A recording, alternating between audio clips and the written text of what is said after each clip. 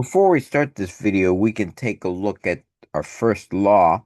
Again, our first law for compressors or turbines would look something like this. Now, if we have the case of an adiabatic compressor or turbine, this will be 0. And if we can neglect the change in kinetic energy and the change of potential energy, we have this. And then finally,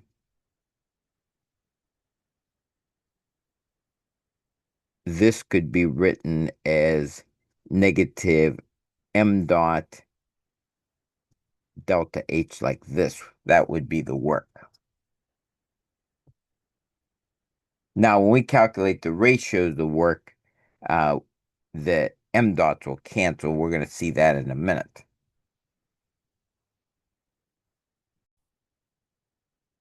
In this video, we're going to consider isentropic efficiencies. And let's consider a turbine.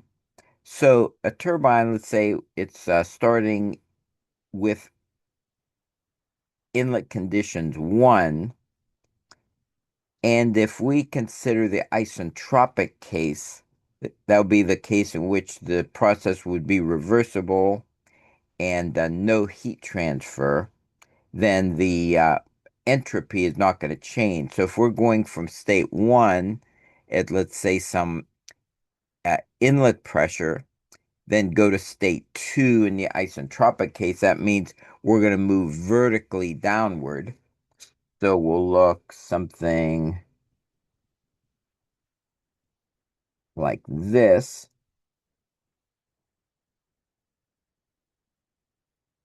Going from state 1 to state 2. Again, this would be the isentropic case. But in the actual case, the entropy is going to increase. And so instead of going down this way, we're going to actually be moving in this direction to state 2 over here. Now we'll call the isentropic state 2, we'll call that 2s. So I mark that 2s. That's the isentropic case. And 2 over here is the actual case. So again, let me just write this down. S would be isentropic. Or let me say in particular, 2s would be isentropic state 2. And now what we call isentropic efficiency is given by this for a turbine.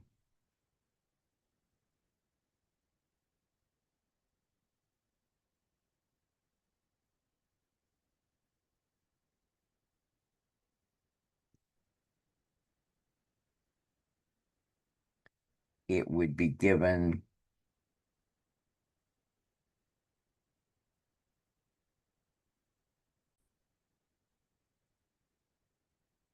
this would be the work actual divided by the work ideal, because the actual work by a turbine will always be less than the ideal for the ideal case. And this is going to be m dot H2 minus H1. This is going to be m dot H2S minus H1, like this. And assuming steady flow, the m dots will cancel. So we'll have H2 minus H1 divided by H2S minus H1. So what we're looking for here is really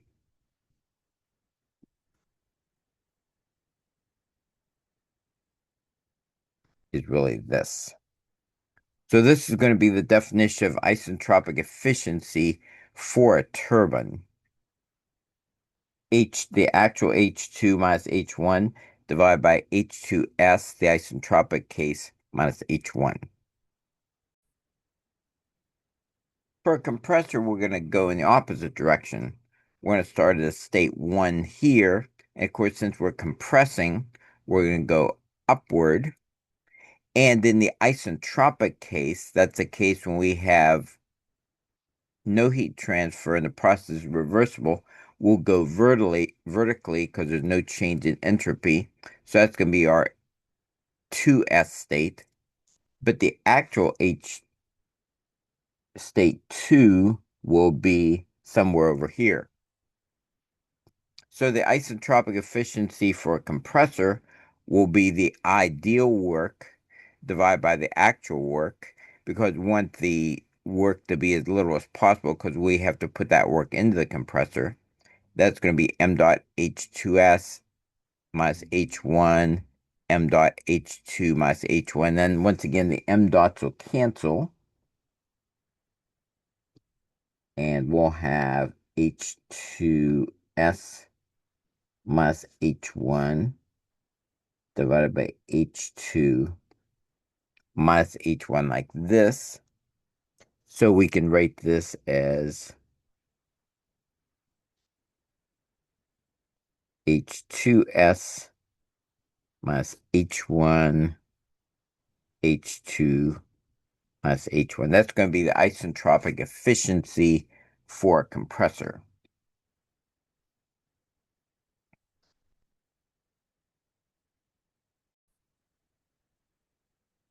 So let's take a look at this problem. Steam enters the turbine at 800 kPa and 400 degrees Celsius. The steam leaves the turbine at 50 degrees Celsius. The mass flow rate of the steam is 25 kilograms per second, and the isentropic efficiency of the turbine is 85%. Find the exit state, find the power produced. So let's take a look at this.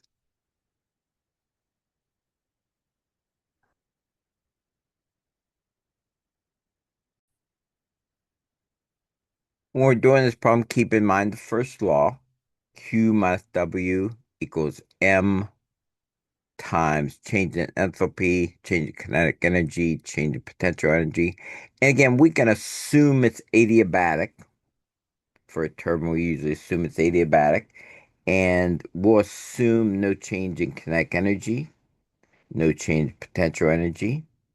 So we're going to be down to m dot delta H like this. And that would lead to m dot equals negative H2 minus H1. And be sure to put that negative in. I think on some of these I've forgot to put the negative in front of the M.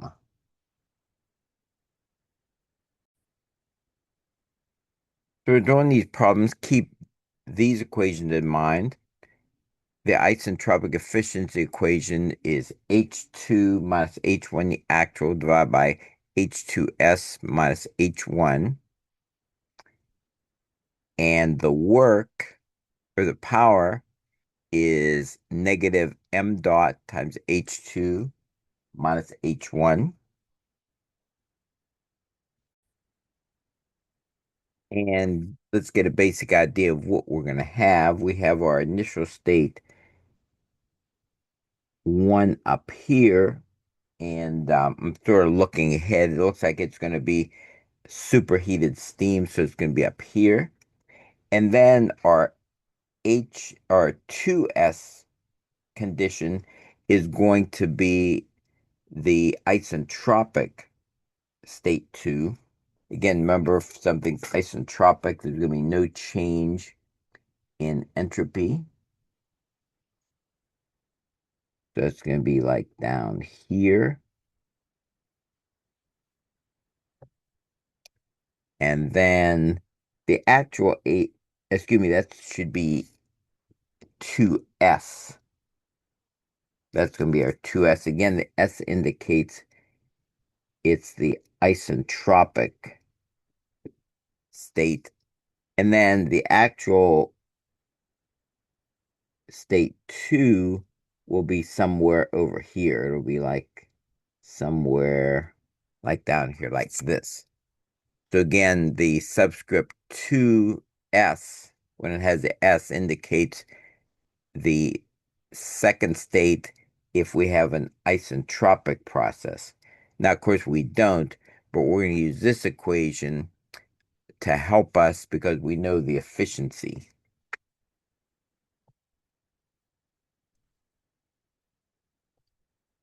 Now, we're going to find we're probably going to mostly calculate things in state 2 and work back to state 1, but let's set it up the way we usually do. So at state 1, we have P1 was 800 kPa.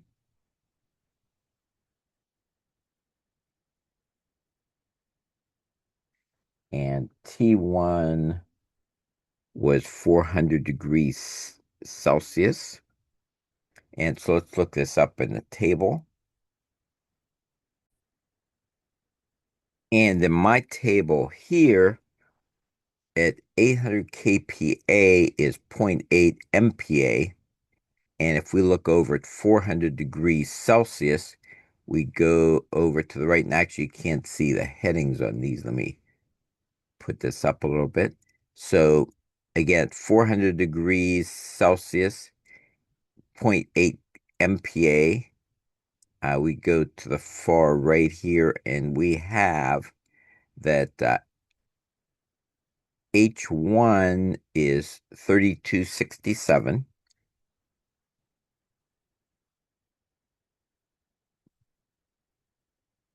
0.1 kilojoules per kilogram. And then S1 is 7.5716 kilojoules kilogram K.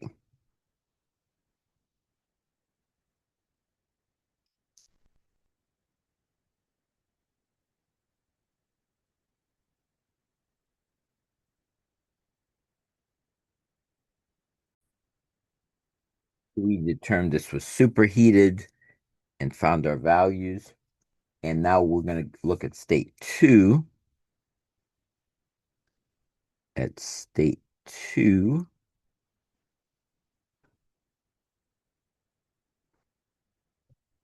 all we're given there is the temperature is 50 degrees Celsius.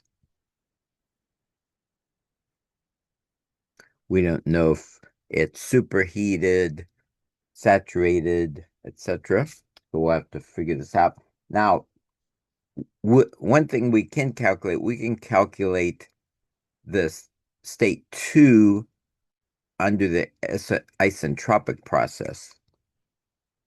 So state 2, and we'll call that S2S for isentropic. Now, in this case, we know that if it, for an isentropic process, S2 is going to be equal to S1. And that's going to be our 7.5716 kilojoules kilogram K. And now we can look up these values in our table to see if it's a superheated or a saturated mixture. So we'll do that next. Probably the easiest way to handle this is to go to our saturated mixture table and see if this entropy falls within the range given there at 50 degrees Celsius. Let me zoom in just a little bit so you can maybe see it a little bit better. So again, if we look at 50 degrees Celsius and go over and look at our entropy. So for 50, our entropy ranges between zero point 0.7 and 8.07, and our value is 7.57. So it looks like with a temperature of 50 degrees Celsius and an entropy of 7.57, that's going to indicate a saturated mixture. And so we'll work with those numbers, and we're going to work backwards and find out the quality for the isentropic case. So again, it's going to end up being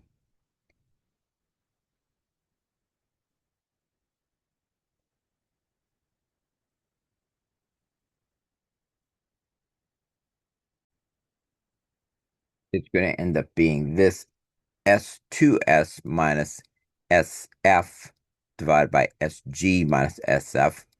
Again, this is just a normal way you would calculate quality, and the only difference, we have a subscript S here to indicate this is going to be the isentropic case.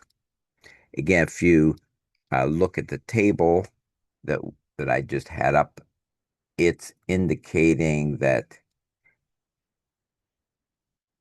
if 7.57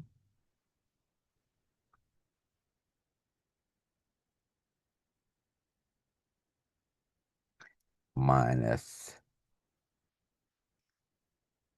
0.738 divided by SGF, and they actually give this to us on our table. We don't have to calculate the difference, is 73725 in my table. And sometimes these tables have slightly different numbers. So let's calculate the quality here. I put that in my calculator, got 0.9315. Now that we've found our quality in the isentropic case, then we can find our H2S. So our H2S, of course, is simply going to be HF plus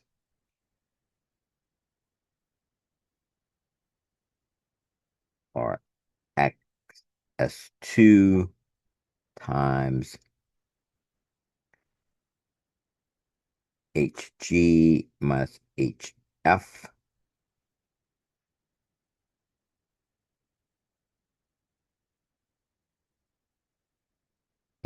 Let me put the numbers in for that. So again, if we look at our table at 50 degrees Celsius, we have an Hg of 209.33 and the difference between Hg and HF of 2382.7.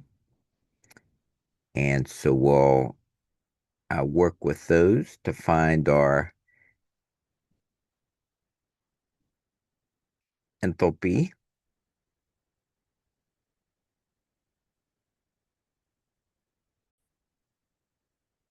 And that's what I did right here. And so I got this value. Now, again, that's the H2S. That would be the entropy in the isentropic state. But of course, we don't have that. So we can use this equation up here to find the actual H2. Because you see in our equation here, we know the efficiency. We know H2S. We know H1. The only unknown is H2. So let me work with this equation here. Let me solve this. I'll go ahead and solve this for H2, and you can verify this on your own. But if you solve this, you'll end up with H2 H2S minus H1 plus H1.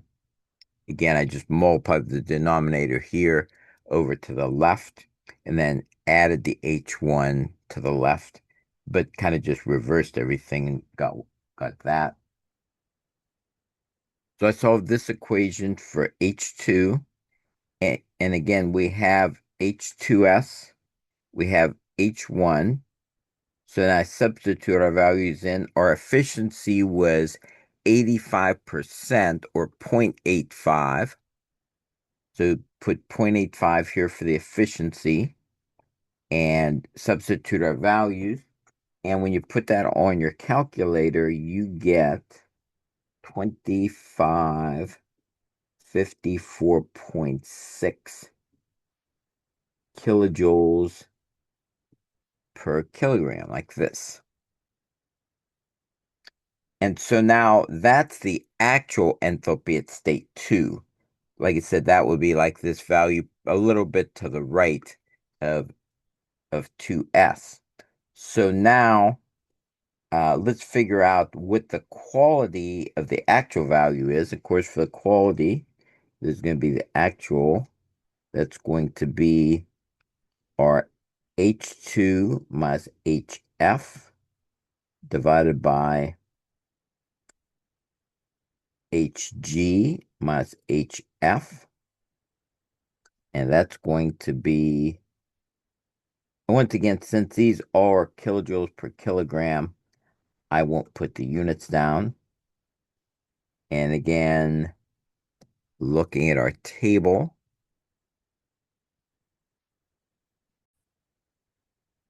again, one thing, look at our table at 50 degrees Celsius, we have that HF is 209.33,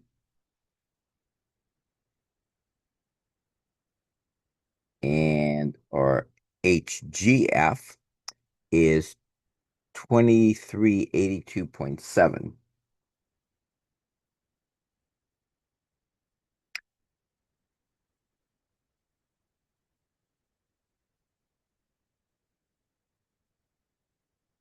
And I should have known all that because we actually had to look this up before. But in any case, those are our values.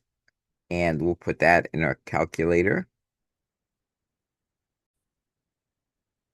And that gives us a quality of about 0.984. So then our exit state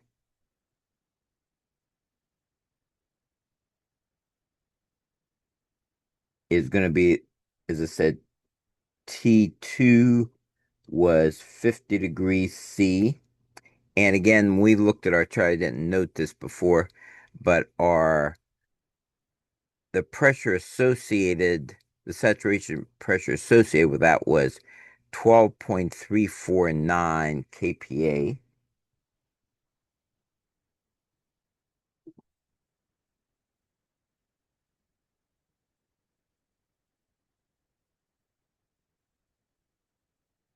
And that was a saturated mixture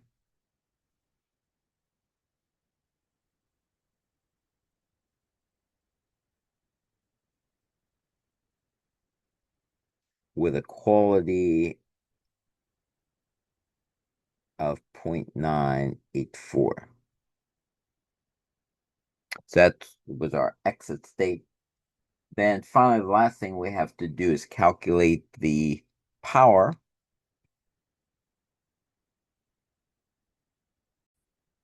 And now we'll calculate our power. This is going to be part B. And I can't remember if I did it before, but be sure to put a negative in front of this. And now we're going to just put our values in. It's going to be 25 kilograms per second.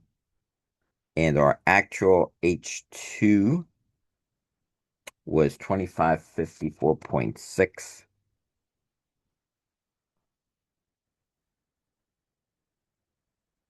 And our H1 is 3267.1. Those are both kilojoules per kilogram. And when you put that on your calculator, I came out with 17,812.5. and that's going to be kilojoules per second, which is 17,812.5 kilowatts, like this.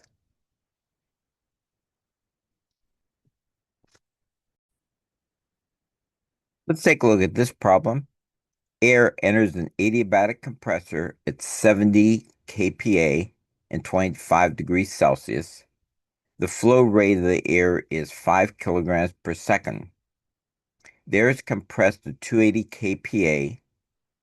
The isentropic efficiency of the compressor is 93%. Find the exit temperature of the air. Find the power required by the compressor. Now notice we're given the CP and K values. So let's take a look at this problem.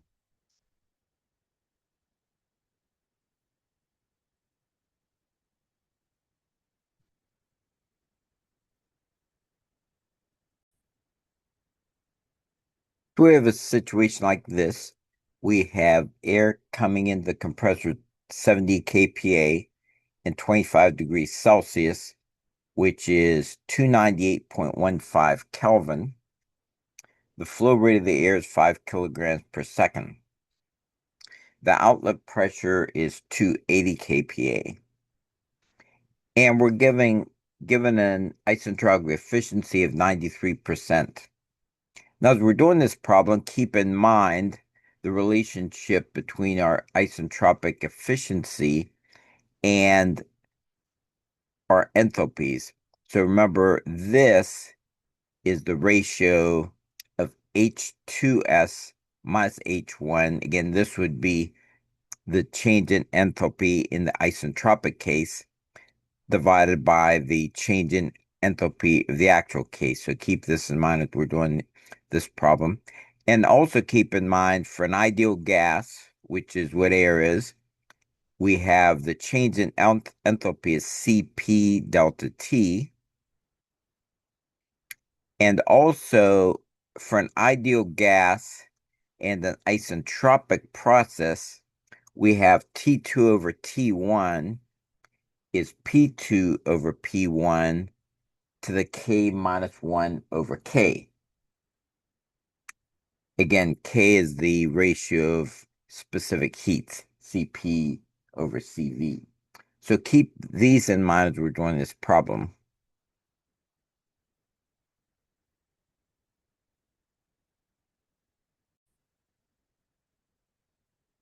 Now, we can't find the exit temperature directly because we don't know what the enough about the actual exit condition. So we have to kind of find it indirectly. And we have to use the isentropic case. So for example, we know we can calculate what the discharge temperature would be in the isentropic case. So if we used our T2 over T1 equals this, and I'll call this T2S, which is going to be the isentropic case, is going to be T1 divided by P2 over P1 to the K minus 1 over K. So in our initial temperature is 298.15 K. And our pressure, the outlet pressure is 280 kPa. The inlet pressure is 70 kPa. 0.4 to the 1.4 like this.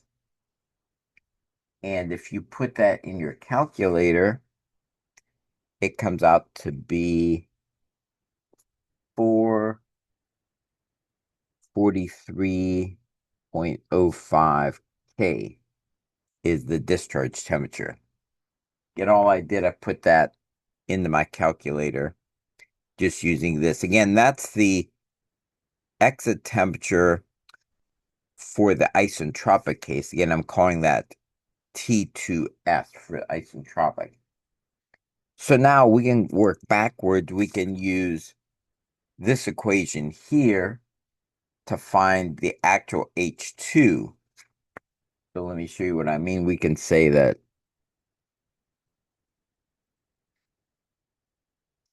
this is H2S minus H1, H2 minus H1 is going to be delta H. I'll call this delta HS, the numerator, divided by delta H. This is going to be CP, and I'll call this delta TS, isentropic case, divided by CP delta T. So in other words, in the isentropic case, the change in enthalpy would be CP delta TS. And of course, delta TS would be this T2S minus T1. Now the CP's cancel. So we end up with,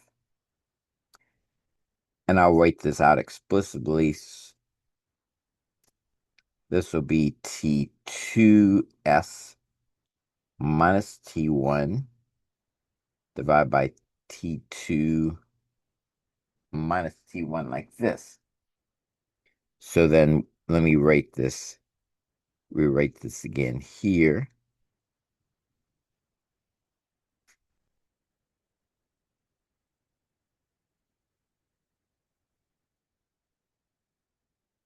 Now if we cross multiply, we'll have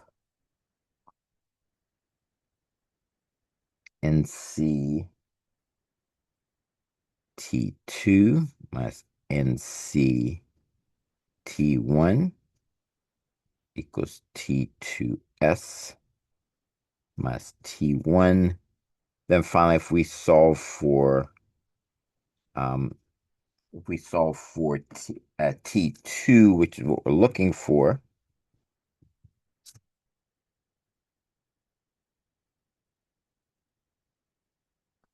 we will get T2S minus T1 divided by NC plus T1 like this.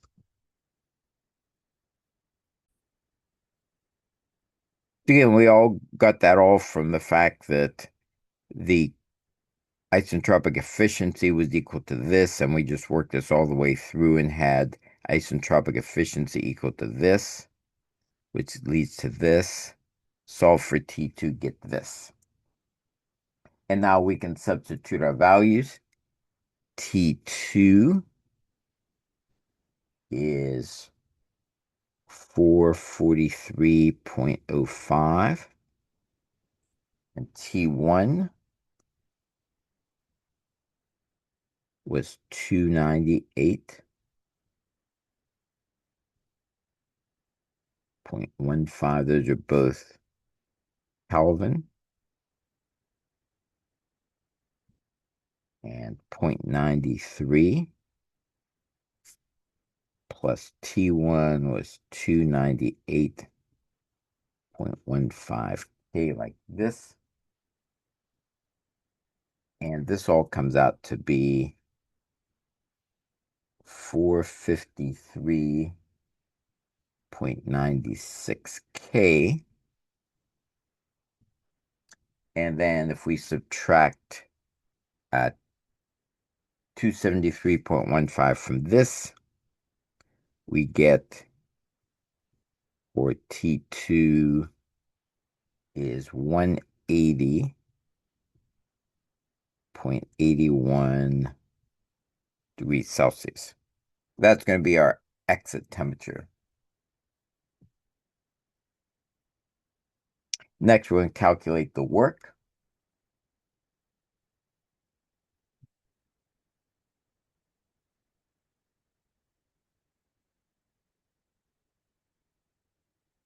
And of course, we can go back to our first law.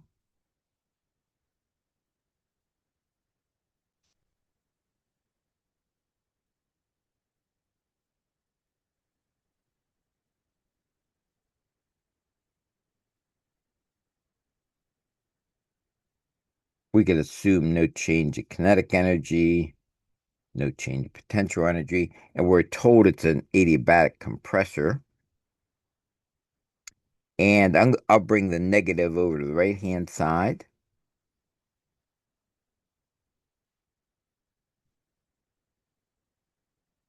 And of course, delta H for the ideal gas is Cp delta T like this.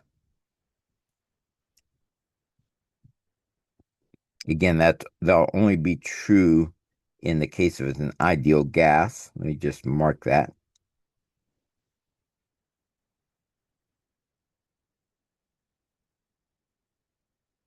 That's not true in general.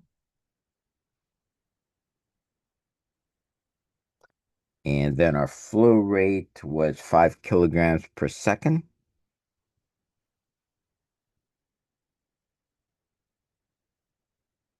Our CP was 0.13 like this.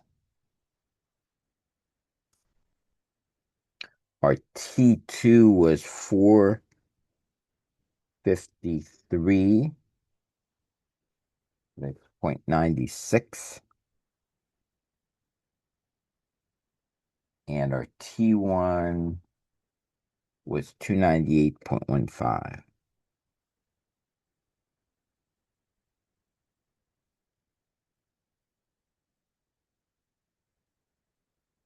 And if you put this in your calculator, you get negative 789.18